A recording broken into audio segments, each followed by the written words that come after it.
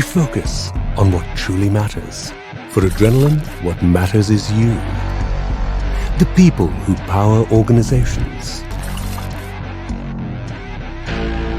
We studied you. We understood you. We went through a reinvention so that you could be game changers. Leverage your potential to the power of Max. Adrenaline Max, the game changer, is here.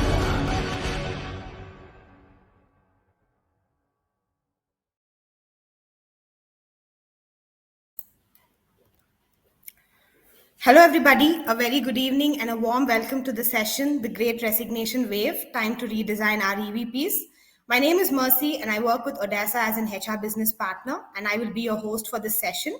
I have Ranjit with me as our co-host. Ranjit works with Plant Lipids.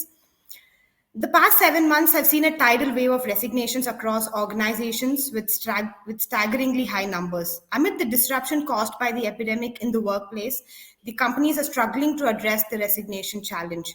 A recent and an interesting article from McKinsey stated that 40% of employees are somewhat likely to leave their jobs in the next 3 to 6 months, and about 53% of employers say that they are experiencing greater turnover, and most expect the problem to continue or worsen over the next 6 months. This session will explore the key trends and best practices related to the Great Resignation. And to have this discussion on the most interesting and burning topic, we have our star-studded panel of speakers who will be sharing their perspectives, thoughts, and on the big resignation wave.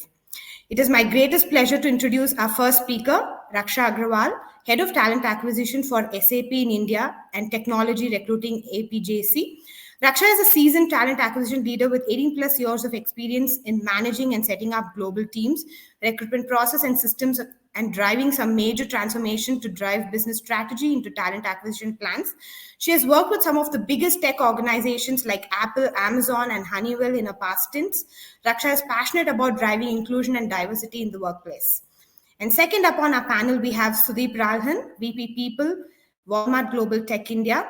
Sudeep Ralhan is the Vice President, People at Walmart Global Tech India. He is responsible for driving the people agenda and embedding a culture of inclusion and innovation at our India Development Center for a workforce spread across Bangalore, Gurgaon, and Chennai. After completing his post-graduation in business in 2001, Sudeep has worked across the IT, BPO, and FMCG industries in a diverse set of roles spanning multiple geographies. Prior to joining Walmart, he played strategic leadership roles with organizations such as GSK, Consumer Healthcare, and Accenture.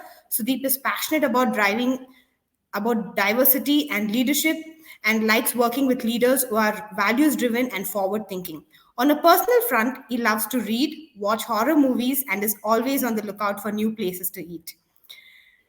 And lastly, we have Mr. Sahil Nahir, Senior Associate Director, HR, KPMG. Sahil Nair is an astute professional in the human capital domain, extremely passionate about creating possibilities by working his way through relationships and human psychology. He is currently responsible for the people function at KPMG in India's Delivery Center, ICOE. Over the last 11 years at the firm, he has played multiple roles and led high-performing teams. He is a great regular columnist, keynote speaker at various leading industry bodies and academic institutions. He truly believes you really get what you got when others get what you got. With that, it's time for us to move into our discussion. But just before that, we have a poll coming up for you, audience. So here we go. Ranjit, would you like to launch the poll, please?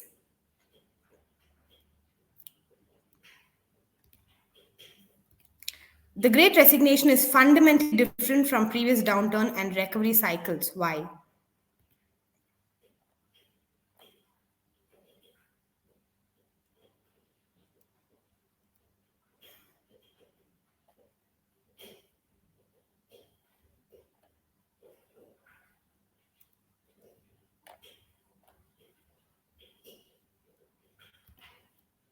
Okay, we see a high engagement from the audience. Keep it coming.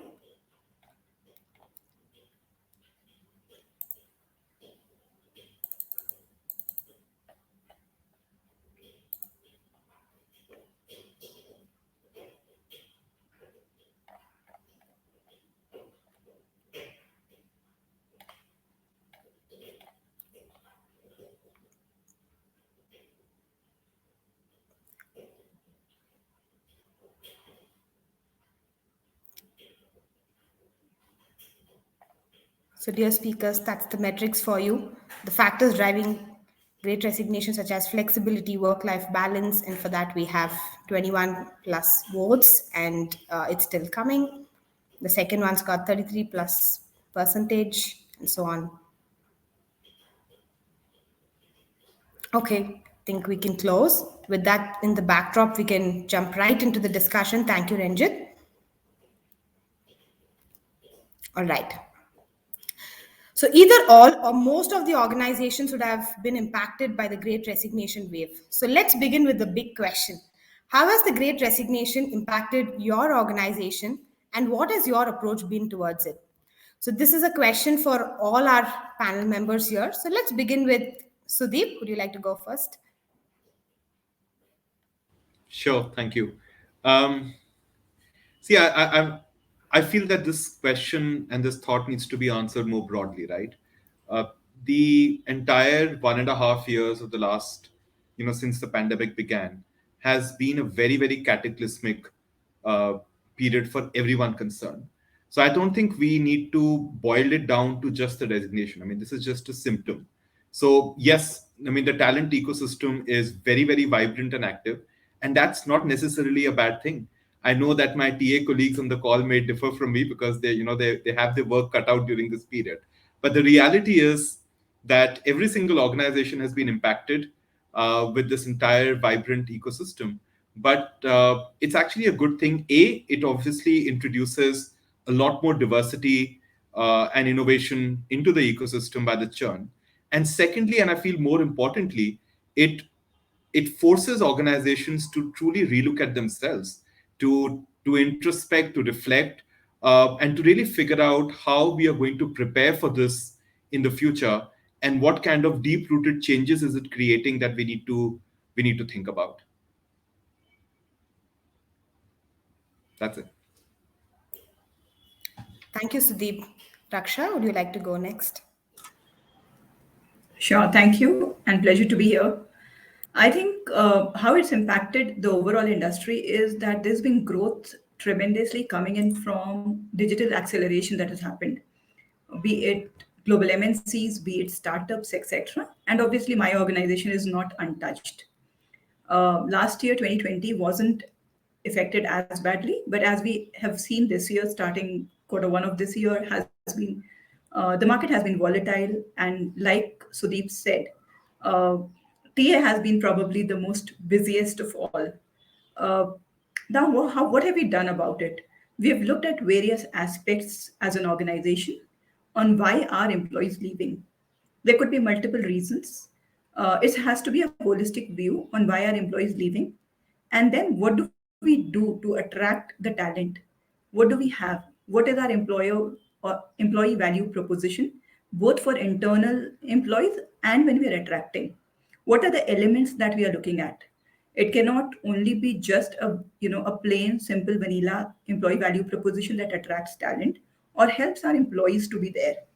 Some people prefer work life balance, somebody else prefers purpose, etc. So as we dive deep into it, we would look at what are some of the factors that we are looking at when we are looking at attracting talent. Thank you. Thank you, Raksha. Sahil, we would love to hear your thoughts on that. Sure. Thanks, Mercy. Let me take a step back, right? Let me first thank NHRD Bangalore for pulling this thing together and Shraddha for inviting me over. It's an absolute honor and privilege to be with all of you. I think before deep diving into the question, Mercy, if you have to just take 2 steps back and zoom out a bit, I think we've actually come to a stage where we've sat back and questioned what is normal. For once, the whole race that each one of us were on, we've paused to reflect, what are we really chasing? And if you have to really look at this, I think that has been one of the fundamental shifts that have happened in the last 12 to 18 months. That's point number one. Point number two, think of it this way. Through generations over the last couple of decades, we've really seen it oscillating between an employer's market sometimes toward being an employees market when hot skills really came into space, right? And therefore, this is no different. In wave one, we really saw where many organizations tried their best to protect jobs, to protect compensation, but some had to take the tough call of letting people go. Post wave two, what happened? The people who didn't crystal ball gaze as well didn't really build a bench. And therefore, what when the entire world sat back and questioned what was normal, you saw a lot of people who said, listen, I don't want to do this 16-hour day. I don't think that the kind of money that's coming in is worth my mental peace.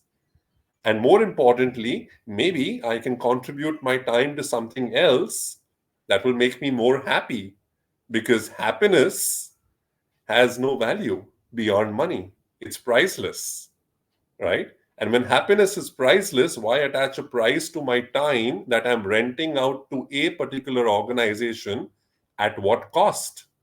So I think a lot of us have been forced to pause and reflect and answer some of these questions that for sure are not easy questions to answer. Thank you, Sahil. Those are fantastic 3 points and actually gives a segue into our next questions also. So, my next one is for you, Raksha.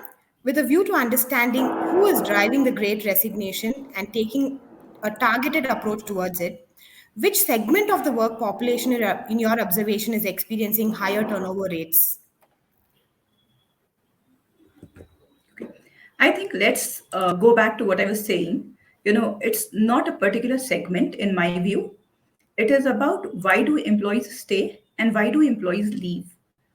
So there could be different reasons on why certain people or certain segment of the employee population is leaving. It could be they don't feel valued and appreciated, they don't feel happy at work, they don't feel respected, or they are not working in an environment which makes them feel fairly compensated. I mean, there could be a number of things. Depending on what is it that drives them at work, it could be Gen Y, Gen X, millennials. Every individual is different, each segment is different. A lot of people work and get associated because they find a sense of purpose with an organization. They feel the impact that they are creating for the societies that they live in is immense, and that's what drives them. If, let's say, we did a small survey, and we not a small, in fact, we did a very comprehensive survey, and we found that some of the reasons why employees leave is because they have probably poor management and leadership, there's lack of challenge, dysfunctional teams, lack of recognition, lack of connectedness. In fact, that's a very important factor nowadays. We have new people joining in. They don't feel connected to the organization, they don't feel connected to the teams. All of these factors together probably are driving this. In addition to this, the talent market has great opportunities, probably unprecedented opportunities that we have seen in the last few years. So every individual thinks about what is it that they want. Picking up from what Sahil said, is it the price that I pay for my happiness, for my peace of mind, is what matters to an individual. So people are looking at early retirements, people are looking at alternative careers. I think all of this is driving this wave. Absolutely. Thank you, Raksha. So McKinsey's article on Great Resignation or Great Attraction, which was pretty famous in some time, stated that employees crave investment in human aspects of work, which Sahil, Raksha, and Sudeep, all of you have touched upon in some shape or form in your conversation. But specifically, if you have to elaborate and talk a little more about this particular topic, what we want to understand from you is people are looking for a revised and renewed sense of purpose at work. So, what is your perspective? What, in your perspective, are the factors that are driving the great resignation? If you can elaborate on that and speak a little more, it will be of great help for our audience here. Sure. So I think, Mercy, let's look at this in this manner, right? People on the call, and I see there are 197, and the number is increasing of the participants who've joined in, and a lot of them, I'm sure, would have made a lot of money in the stock market in the last 12 to 18 months with the boom that's really happened, right? I think talent is no different than the talent stock market. Okay. And I'm trying to draw an analogy between stocks at the stock market and talent in the talent stock market. And if you look at it this way, think of it, right? Anybody who has experienced a bull run will typically see that people who have reinvented themselves with the changing times in terms of their skills have not only left their jobs, leave purpose for a moment, I'll come back to purpose, but not only have left their jobs, but have been pulled with multiple offers at 3x, 4x. Because if a particular person has left their organization, and Raksha's nodding her head being from the IT space, exactly knowing the challenges, because if today I'm sitting at 10, I have an offer of 15, I will now negotiate my next offer on 15 and not on 10 because I anyway have 10 in my hand. And therefore, you've seen how it's multiplied, typically how a stock goes on a bull run. Now, if I have to ask you, we all are HR professionals here. Think of it. What are the two emotions? And I want to just engage with the audience here with your permission, Mercy. Everyone on the chat, why don't you tell me what are the two emotions that drive stock market behavior? There are two key emotions that drive stock market behavior. Anyone? Why don't you go on the chat? We love reading your responses. Let's make this more participative. What do you think are the two emotions that drive stock market behavior? We hear insecurity, greed, fear, Brilliant. anxiety. We've got the answer. It's fear and it's greed. These are the two primary emotions that drive any kind of behavior at the stock market. Bring it back to talent, ladies and gentlemen, and think about it. People who are not reinventing themselves are feeling fearful. Jobs are changing, jobs of yesterday won't be there tomorrow. And therefore, what are the skills of tomorrow that you are upskilling yourself with today? Question number one.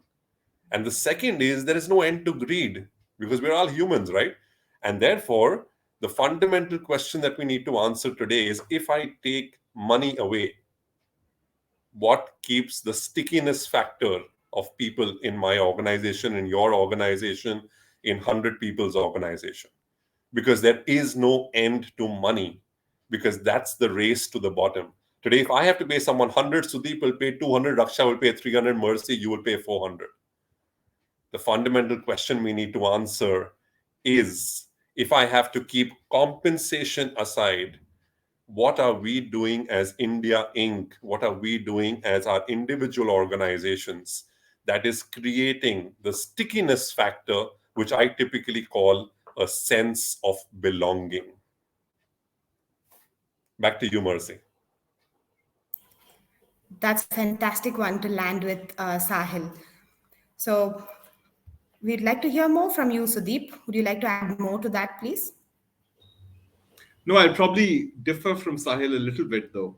I get exactly the analogy that that Sahil spoke about, but I do believe, and not you quoted the McKinsey report, and there are plenty of others as well, that during this period, people have also taken the time to step back and reflect and figure out what purpose means for them, what life means for them, and really contextualizing their work with that and juxtaposing it. I think that really is what people are thinking about and what is driving a lot of the talent churn at this point, right? But the question for ourselves, and a provocative question, is what were the organizations doing while all this was going on, right? Where all this rethinking and re-examining was going on, right? We've seen it over a period of time. There was a time when just the organizational brand was good enough to attract and retain talent. Then it became compensation and benefits. Then it started talking about growth and development, right? And now it's about experiences and fulfillment and a sense of belonging. So if you decode that fulfillment and go back to what Raksha was saying, lack of meaningful relationships at work, for example, right? The feeling of loneliness and fatigue that many people have gone through over the last 1.5 years, the burnout that people might be going through, and a sense of low energy kind of compared to that. Have we as organizations kept pace with that evolution of the workforce? Have we as organizations kept pace with the expectations? Have we been in a constantly listening mode? And I really believe that organizations who were thinking that and to Sahil's point, who were going beyond compensation and to the point of this thing, redefining the value proposition, to say, how do I redefine my value proposition in light of the evolving workforce expectations, are the ones who will continue to win the talent game. That's my feel, my feed on this. Thank you, Sudeep. So, shifting gears to retention now, many organizations are making financial investments in people for retention. How long do you think companies can sustain the cash components? And what are the levers that organizations can leverage as best practices for retention? And what we'd really like from all of you speakers is if you can give us some real time examples and share that with us, it's going to be of great help. So, we'd like to go around and hear from all of you. So, maybe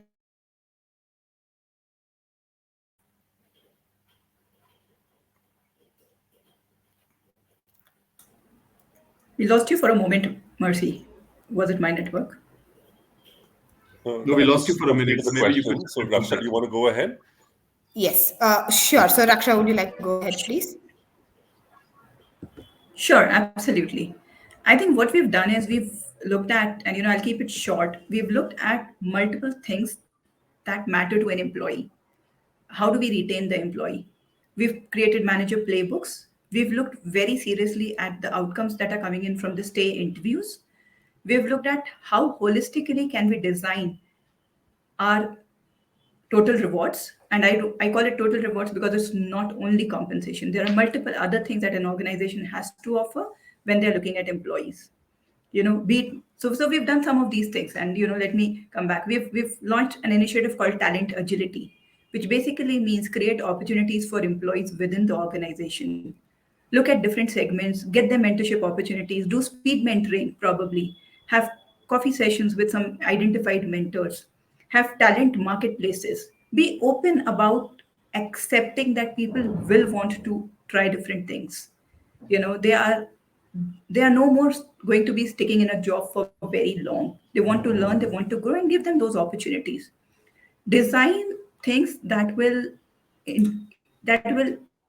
attract them to stay with your organization. Give them cross functional experiences.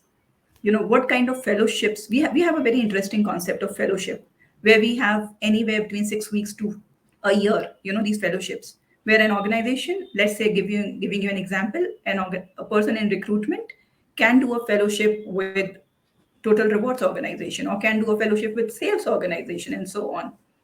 How are you encouraging the work life balance, allocations of working schedules, work together as a team and prioritize the overall well being of the team? Have those connects. So, those are things that we've done. We've also got some of the great, some industry speakers, and who can help talk about how do we manage our well-being, our health overall. So it's an overall spectrum of the employee that we are looking at, and trying to ensure that we give them the experience or that connected or the feeling of belongingness with our organization. Over to you, Mercy. Thank you, Raksha. So, passing the same question on to Sahil now. So I think, Please add Mercy, your again, thoughts, Sahil. we've done three things, right? One, at an organization level, we're very, very clear that we don't have all the answers, right? But what we do have is, as clarity emerges, we communicate, communicate, and communicate. And I think the ability to be vulnerable, to really go out there and say, yes, we're also figuring it out, makes people believe and feel that, yes, we're in it together. That's one, at an organization level. Number two, we've heard this for decades as we grew up, that people don't leave organizations, they leave managers. And therefore, we believe that the mid level managers are the ones who are interacting with colleagues on a daily basis. And interacting with them, they are the face, they are the feet on the ground.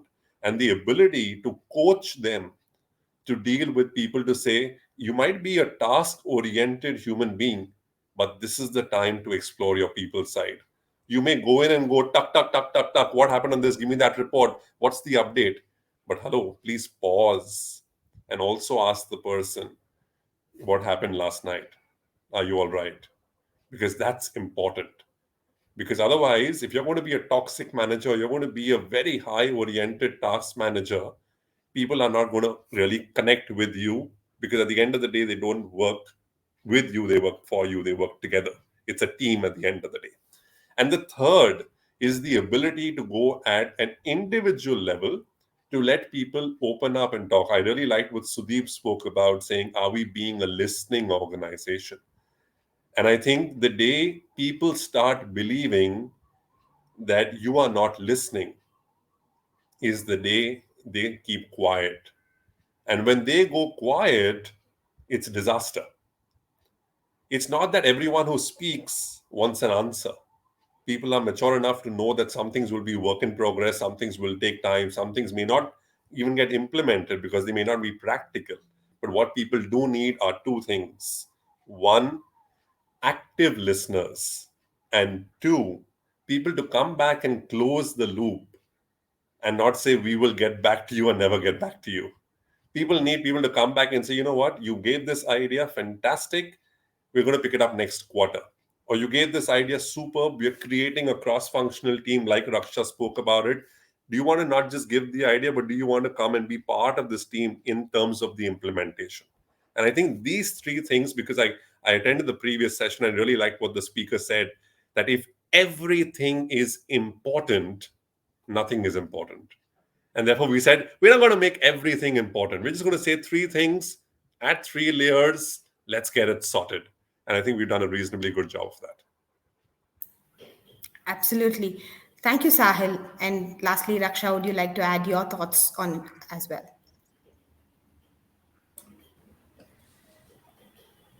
That's okay. I think I started. So, Sudeep, Mercy, would you like to go Yeah, next, please? Sorry. That's fine. That's fine. No, I think I don't think I have anything to add, honestly, to what Raksha and Sahil said. My only additional point would be to think about it as an approach, right? And one of my favorite analogies is really to think about the employees and the workforce today as a consumer, and remember that we are the product, right? HR and TA teams often tend to think the opposite, but if we think of ourselves as a product and we think of ourselves as a marketing organization, how will we approach this? The world has changed, our consumers have changed, and their preferences have changed. So if we are in a constantly listening mode, if we are engaging in conversations, then what we've really done in the last 6 to 8 months, exactly on the lines of what everyone else has said, is co-design everything, right? So everything that we've done, whether it be career fairs, whether it be manager capability programs on the lines of fitness, we called it MFIT, whether it be well-being programs and designs, whether it be rollout of new sort of wellness champions, have all been in conjunction with our workforce in a constant dialogue to say, what do people feel they need? And that's what we are trying to give back to them. But I think the most important point is a kind of a reinforcement of what Sahil said. This is a very, very transitional period for managers and leaders, and they are under more pressure today than they ever were before. So I think it is incumbent. I mean, poor guys, they get, they are getting pressured from all sides. It's from the organizations, from their teams, etc. So I think what we need to do really is invest in their enablement and help them make that transition of saying that from being managers who were supposed to lead teams and drive high performance and high productivity and so on, how do you layer that with more empathy and compassion and listening skills, which we know is not that easy. I think that transition is, wherever it's worked, and we can see that across teams, it's worked very well, and it definitely impacts our ability to attract and retain talent. And wherever it doesn't work, the impact is also very apparent. Absolutely. Sudeep, we'd like to continue another question to you. As the industry observes a surge in demand for talent, candidates hold multiple offers and have multiple options to choose from. What is your take on the strategy that organizations can adapt to continue to attract and bring new talent into the organization without disrupting the existing structures? I think we've kind of said that in so many forms so far. I think the ability to go back and really rethink about what our value proposition is, right? And if you can go back and think about what is it that people are getting attracted towards and what is it that people are staying with you for. I mean, there are also plenty of organization, employees and associates who are with us. There are high performers who continue to have great careers. What is it that's keeping them there? What's keeping them engaged? That is actually the root of your value proposition. So I think changing that value proposition and communicating that effectively, consistently, repeatedly is, I think, what's going to be the root of anyone being able to sort of ride this wave rather than getting sort of submerged by it. Surely. Thank you, Sudeep. So it's almost time for us to wrap up our discussion. So one last question to all of you. Please share one thought that you want your audience to leave with. So anybody can go first. I'll leave it to you to choose. So, Marcy, Okay. I'll go. I think Please. it is about empathetic leadership and listening to your employees. These are two very important factors which will help us tide through this extremely uncertain situation. We don't have all the answers, we are vulnerable, and it is okay to say that. Sahil? So I think we've had a slightly serious discussion. Let me just lighten the tone a bit. I think this is like, taking a lady out for a lovely date night, right? And you go to a fantastic place with a great ambiance, lovely cutlery, the cuisine that she loves having. You have a wonderful meal together, great conversation. All of that is wonderful. At the end of it, you ask the lady, "Will you be mine?" And the lady says yes, and you decide a date for engagement. All right. And you just vanish because you go on a cruise or you go on your ship sailing, and you after 6 months come back and say, or 3 months come back, or 2 months come back at the end of the notice period that the person's serving and say, okay, all ready for the engagement. Doesn't work. And I think that's exactly what we need to pick up.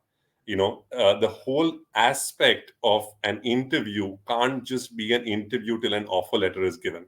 It can't just be a wonderful experience for the 1 or 2 days that the person is interviewed with you, or the lovely place you went to for a date night.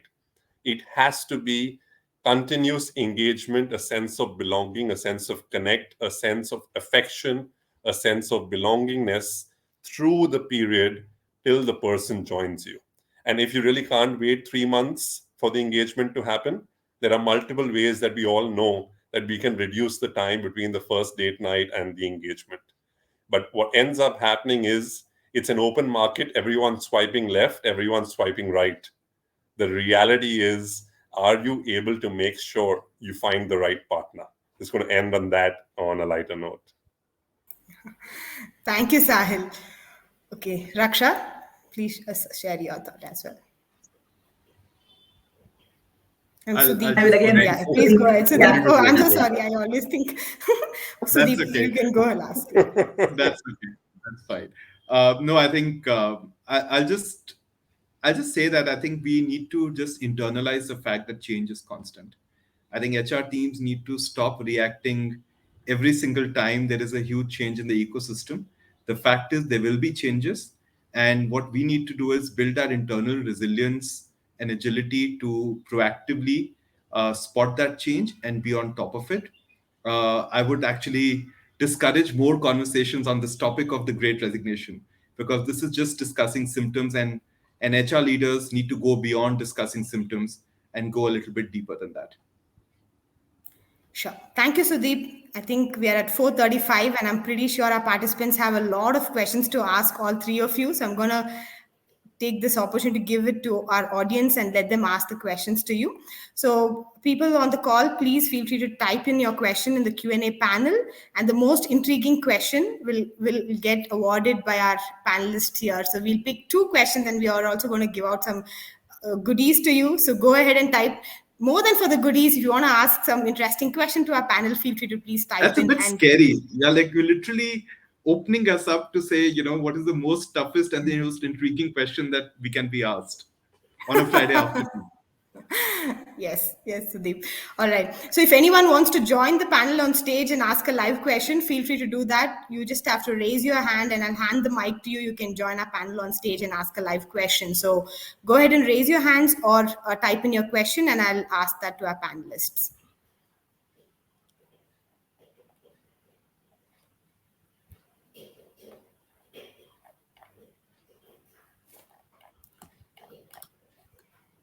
Okay. So I see one from Zarina. She asks, what can companies do to stop reacting and being proactive?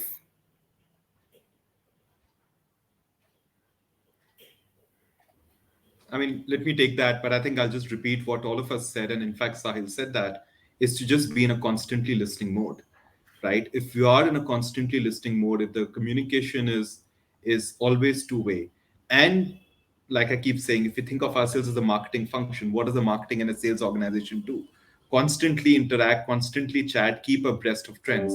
I really feel that we can spot trends and be a lot more proactive than be reactive. Uh, that's really my own two bits on it. Sure, Sudeep. And we have another question from Arun Das, and he asks, do you think retaining the talent during... One second, it just got rolled up. We have a lot of questions coming up. No, I think it's there on the screen, so we can That's right. just one of us can Sahil or Raksha can respond to that. Yes, please. Do you think retaining the talent during pandemic is much difficult than normal time? If yes, what are the reasons for the same? So go ahead, Sahil. You'd like to answer that question? Raksha, do you want to take that? You've been rather quiet. Okay, I was just avoiding it because it was from SAP. Go ahead. Okay, I think definitely it has been like, and I will underline the same thoughts that I've said before. Instilling that sense of purpose, that sense of connectedness, that feeling of also being proud to be associated with an organization. Probably somewhere as HR, we also need to ensure that our people feel proud of what we do as an organization. Understand, look at it holistically on what do we have to offer an employee. It is not all about compensation always, and we've seen that multiple times. It is also about feeling wanted. What kind of work am I getting to do? Am I getting to do the most challenging work of my life here? Or probably what I do right now is what I want to do at this stage of my career.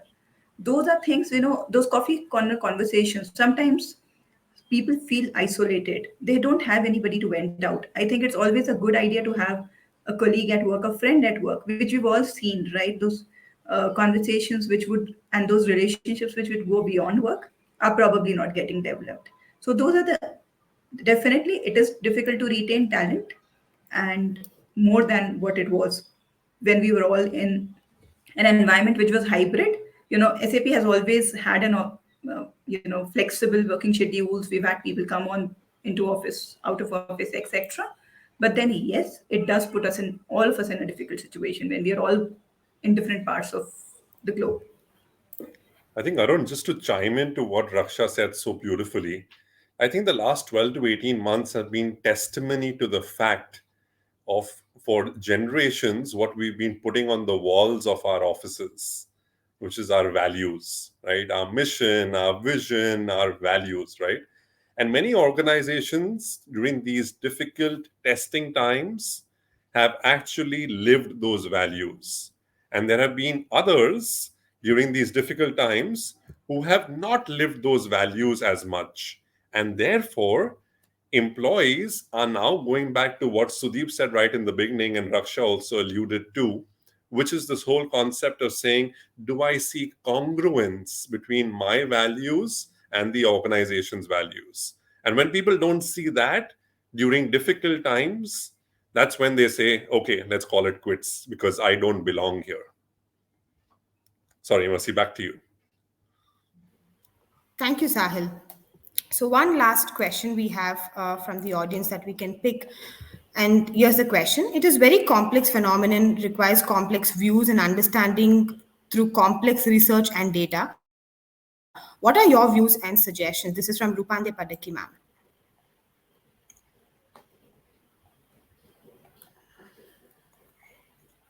Uh, would you like to take that one, Raksha? Sure, I can go. I think it's complex. Yes, certainly. Break it down into pieces. Look at it as involving your employees, your managers, and also listening to the views of your own HR people. And that's what we've done.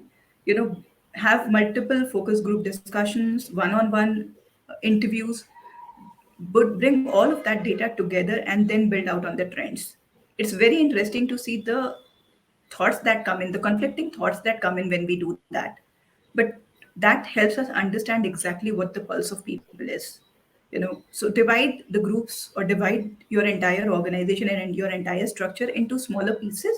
It takes effort, yes, and that is what we should be doing, and that is when we would be able to listen and understand what's going on. Like in a family, right? If you have a kid and if you don't listen, you don't know what's going on in the mind, especially if you're a parent of a teenager. You would relate to it, right? You don't talk, the person doesn't talk to you back, the kid doesn't talk back to you. It's similar. People need pampering. People need to be heard. That is an innate desire to be heard. And that is how, if you break it into different pieces, look at it from different angles, we'll be able to solve this complex problem. Or at least try to solve this. Sure. Thank you, Raksha. So we have Ritu Bhaskar. Oh, Ritu, you stopped raising your hand. Are you on? Yes, please. I'll hand mic to you and then you can ask a question. Ritu's here. Hi, Please go ahead, everyone. Ritu. You can ask a question. Thank you. And I really appreciate, all the I've really made a note of the congruent statement that you made, Sahil. I can so resonate. And yes, when we look at the exit data, people give reasons for exit as better opportunity, more salary, better position, and all of that. But I feel that I will first think of going on a Naukri or a LinkedIn to look out for a job because something about my current role has put me off. So when we go back and we discuss this with the managers and leaders, they have a simple answer that people are leaving because we're not paying them well or we're not giving them promotions. And that's like an ongoing debate with managers and HR because they feel like we only look at the softer things. We don't look at the ground reality, and what they have to deal with every day. So do you have any practices where you can, like whatever you are saying obviously makes logical sense, but have you practiced something within your organizations to help the managers and the leaders see that side and feel convinced with it? Let me take that, and then I would love to hear from the other panelists as well.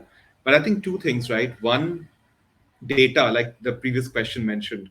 When people say what are the basics of setting up a new team in HR, before anything else, I would say get a data analyst and a data scientist on board.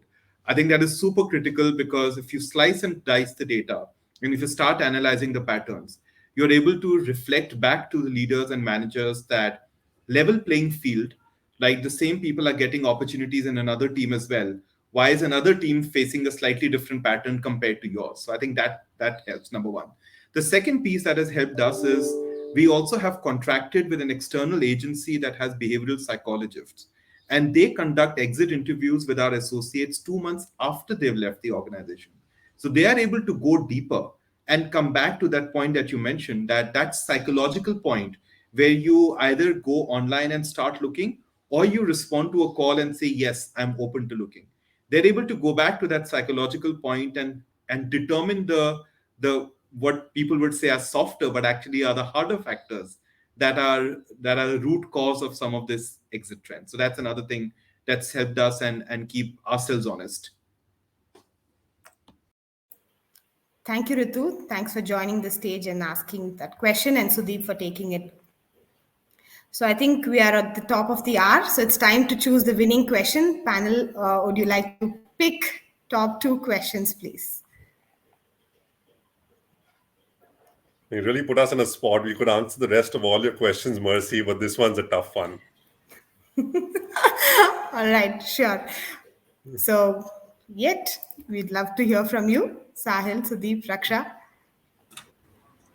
I mean, I think it's very I would like difficult. the All the question. questions were thought Yes, provocative. So Okay, absolutely. all right, sure. We'll take it from there. So we'll reach out to two of you all, Ritu for joining us on stage and asking the live question, and Arun's question. So we'll pick those two questions, and then we'd like to hand over a small goodie. So please write to us at reachers@nhrdbangalore.com, and we'd like to send over those goodies to you. And all the others who asked questions, thank you so much. Your questions were extremely amazing as well. But since we're just speaking two, we're going with that. But then you've been an amazing audience, and we really hope that you enjoyed this session. So thank you, everybody, for engaging yourself and joining this session. And Sahil, Raksha, and Sudeep, thank you so much for joining us. This is the most important topic that's been driving us all in the last few months. So it was extremely important for us to hear from you, and you've been amazing, and you've shared some great insights with all of us. So thanks a lot for joining us and being with us today. So with that, I'd like to close the session. Thanks, everybody. And Mercy, thank you. Sorry, before you just close, thank you so much, Mercy, to you as well. You've been a fantastic moderator, balancing the questions out there and also interacting with us. So thank you to you. And Ritu, while you enjoy the goodies, go back to the song from Madonna on Frozen. And as you listen to those lyrics, you'll allude to what Sudeep said. You only see what your eyes want to see. Let data tell you the rest of the story. Signing off, people. Thank you so much. Thank you, everyone. Bye. Thank you. Bye. Right. Just taking one more minute to call out the next session, please. So dear audience, we have the next session starting very soon from now, Inclusion Outlook for the Future. So please join us there and see you at the next session. Tweet your experience and photos with this hashtag HR Showcase 2021. Do share your feedback of HR Showcase by clicking on the link that we've posted in the public chat available in reception. So with that, thank you all, and we will close the session and see you all in the next one. You've been amazing. Thanks to the speakers and the audience. Signing off, and thank you, Ren. Thank you, Ranjit. Thank you, everyone. Thank you so much. Thanks, everybody.